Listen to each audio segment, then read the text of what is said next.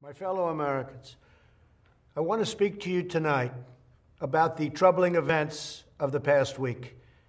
As I have said, the incursion of the U.S. Capitol struck at the very heart of our republic.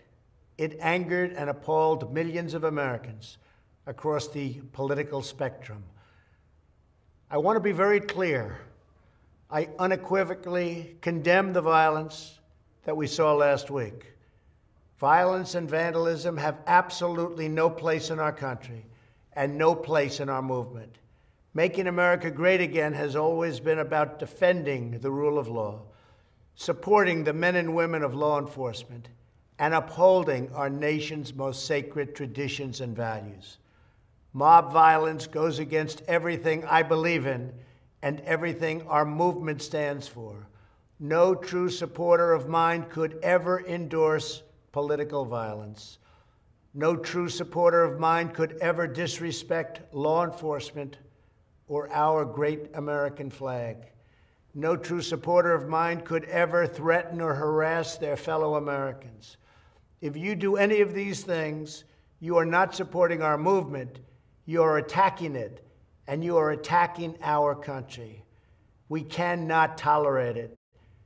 Tragically, over the course of the past year, made so difficult because of COVID-19, we have seen political violence spiral out of control. We have seen too many riots, too many mobs, too many acts of intimidation and destruction. It must stop.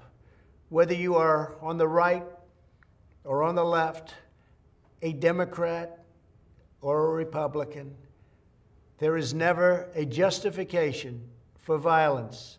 No excuses, no exceptions. America is a nation of laws. Those who engaged in the attacks last week will be brought to justice. Now I am asking everyone who has ever believed in our agenda to be thinking of ways to ease tensions, calm tempers, and help to promote peace in our country. There has been reporting that additional demonstrations are being planned in the coming days, both here in Washington and across the country. I have been briefed by the U.S. Secret Service on the potential threats. Every American deserves to have their voice heard in a respectful and peaceful way. That is your First Amendment right. But I cannot emphasize that there must be no violence, no law-breaking, and no vandalism of any kind. Everyone must follow our laws and obey the instructions of law enforcement. I have directed federal agencies to use all necessary resources to maintain order.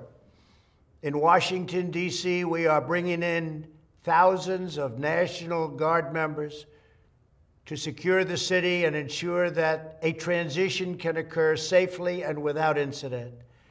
Like all of you, I was shocked and deeply saddened by the calamity at the Capitol last week. I want to thank the hundreds of millions of incredible American citizens who have responded to this moment with calm, moderation, and grace.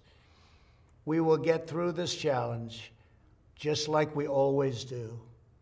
I also want to say a few words about the unprecedented assault on free speech we have seen in recent days. These are tense and difficult times. The efforts to censor, cancel, and blacklist our fellow citizens are wrong, and they are dangerous. What is needed now is for us to listen to one another, not to silence one another.